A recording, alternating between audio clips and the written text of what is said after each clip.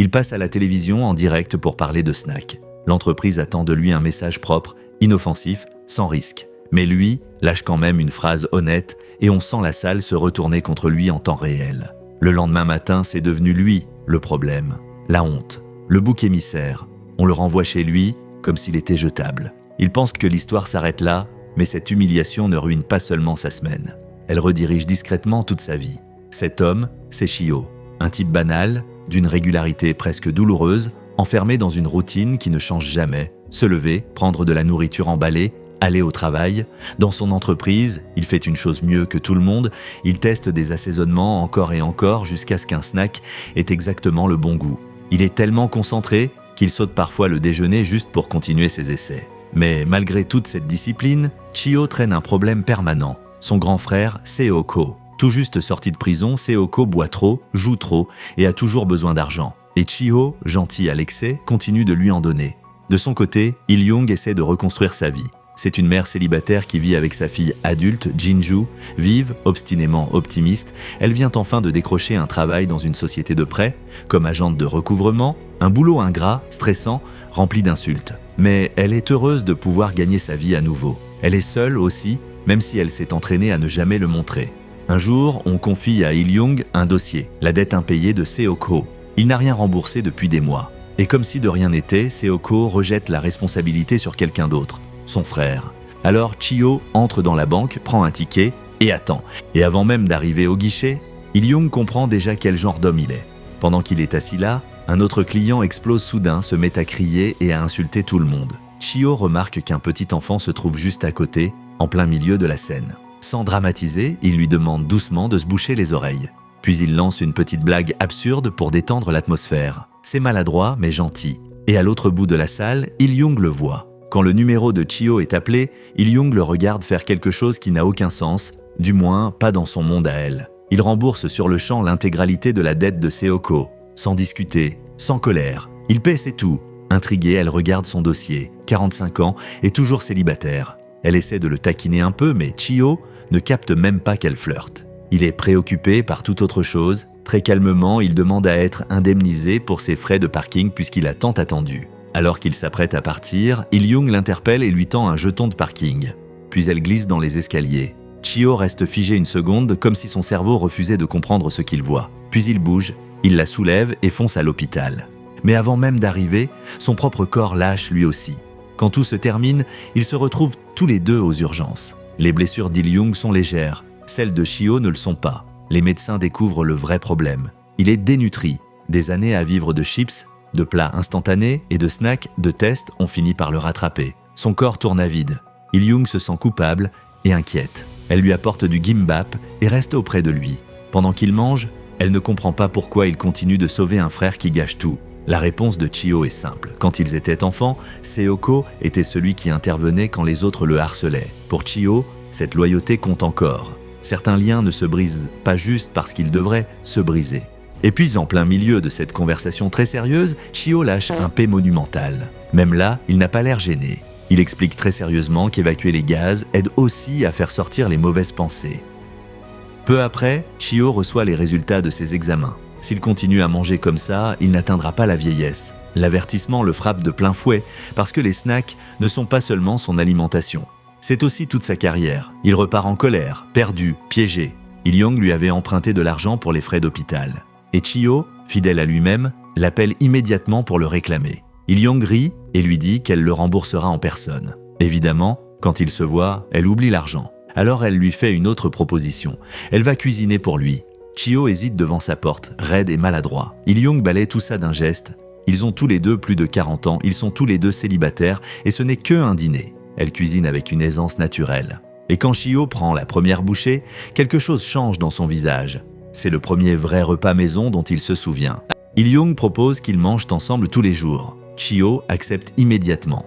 En échange, il lui propose de lui apprendre à conduire. Après le dîner, il essaie maladroitement de lui tendre de l'argent pour la remercier. Il-young rit, le trouve mignon, et pour la première fois en 45 ans, Chio sent quelque chose d'étrange dans sa poitrine. Son cœur s'emballe. Et à partir de là, son ancienne vie commence à disparaître plus vite qu'il ne veut bien l'admettre. Peu après, Jinju rentre de l'université et découvre une table pleine de nourriture et un homme qu'elle ne connaît pas. Elle a vu trop de déceptions dans la vie de sa mère pour faire confiance facilement. Mais Il-young ressent quelque chose qu'elle n'avait pas ressenti depuis longtemps. Celui-là pourrait être différent. Les jours suivants ne ressemblent plus du tout à l'ancienne vie de Chio. Leçons de conduite, course, cinéma. Appel qui se prolonge de tard, puis encore plus tard, jusqu'au matin. Chio vide son frigo, jette tous les snacks emballés et les remplace par de la vraie nourriture. Sans bruit, tout son monde se déplace. C'est même Il-young qui doit l'inviter elle-même à un rendez-vous. Chio rate tous les signaux comme s'ils étaient invisibles. Le dimanche, ils vont à la plage. C'est Il-young qui attrape sa main la première. Plus tard, près d'un drive-in, Chio mentionne tranquillement un motel pas cher au bord de la route. Et cette seule phrase, pourtant anodine, retourne instantanément l'ambiance. Il-young, déjà totalement emporté par ses sentiments, se penche pour l'embrasser. Chio panique. Il jaillit hors de la voiture et son pantalon glisse jusqu'en bas devant tout le monde autour. Les gens regardent, Il-young voudrait que la terre s'ouvre sous ses pieds. Mais là, Chio la regarde avec ce clignement bizarre et maladroit qui lui est propre. Et d'une manière absurde, ça adoucit tout. Contre toute logique, ils se réconcilient là, au bord de la route. Et au moment précis où on commence enfin à croire qu'ils sont tranquilles, Seoko remarque tout. Si vous aimez ce recap, abonnez-vous, parce qu'ensuite, Seoko ne se contente pas d'interférer, il plante dans la tête d'Il-young une seule idée qui manque de tout détruire. Cette nuit-là, Seoko voit le calendrier de Chio et comprend tout de suite. Le lendemain, sans rien dire à son frère, il va directement voir Il-young. Il lui parle de l'accident de Chio quand il avait 10 ans, le traumatisme crânien, le développement ralenti, les années passées à être une cible. Puis Seoko formule son accusation très clairement. Il-young doit être en train de profiter de Chiho, une mère célibataire à la recherche d'argent. Ces mots s'installent dans sa tête. Il-young prend ses distances. Elle cesse de répondre aux appels de Chiho. Chiho attend devant chez elle jusqu'à ce qu'elle finisse par sortir. Quand ils parlent enfin, Il-young avoue ce qui l'arrange. Elle a l'impression que les gens la voient comme une proie facile, simplement parce qu'elle élève seule un enfant. Chiho l'écoute, puis lui dit quelque chose qu'elle n'attendait pas. Peu importe son passé, ça ne la diminue en rien. Ils se réconcilient. Mais le problème suivant n'est pas émotionnel. Il est physique. Les douleurs d'estomac de Chiho empirent. Il-young le pousse à quitter son travail. L'entreprise le traite comme une machine. Tu tombes malade, tu vas chez le médecin, puis tu reviens produire. C'est elle qui s'inquiète vraiment pour lui. Et Chiho est déchirée. Au travail, la rumeur se répand que Chio veut démissionner et très vite, les gens accusent Il-young. Le PDG, Byung-hun, intervient en personne, il ne peut pas se permettre de perdre son meilleur chercheur. À un moment, Byung-hun débarque chez elle sans prévenir et commence à flirter avec Il-young. Elle le remballe immédiatement, de la manière la plus étrange et la plus tue l'ambiance possible. Et ça marche. Byung-hun bat en retraite, pour l'instant. Mais Seoko, lui, ne recule pas. Il est furieux que Chio ait cessé de lui donner la moitié de son salaire. Et il essaie toujours d'éloigner son frère d'Il-young. Puis le père de Jinju, l'ancien compagnon d'Il-young, meurt. Chio et Il-young se rendent ensemble à la maison funéraire. C'est la première fois que Jinju fait réellement face à Chio. Elle l'interroge, démonte leur relation détail par détail, elle ne lui fait toujours pas confiance. Peu après, Seoko débarque furieux et frappe Chio. Il ne supporte pas ce qui est en train de se passer. Il-young se bat pour protéger Chio, mais après tout ce chaos, quelque chose se brise enfin en elle. Elle dit à Chio de ne plus revenir, plus maintenant. Et à partir de là, ils ne sont plus ensemble. Mais aucun des deux ne sait comment redevenir celui qu'il était avant. Chio perd son élan. Il-young boit le soir et se sent vide. Chacun s'effondre de son côté. Un soir, Chio retourne à la pharmacie et dit au pharmacien qu'il a la poitrine serrée, comme s'il allait s'écrouler. Le pharmacien n'en fait pas tout un drame, il regarde simplement Chio comme si la réponse était évidente, et Chio sait déjà ce qu'il doit faire.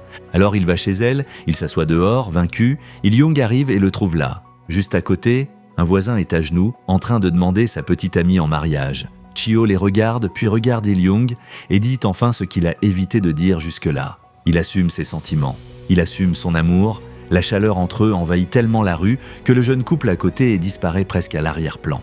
Le lendemain matin, Seoko attend encore, toujours en colère. Cette fois, Chio ne cède pas. Il dit la vérité à son frère, la personne qui vidait sa vie n'a jamais été Il-young. Ça a toujours été lui.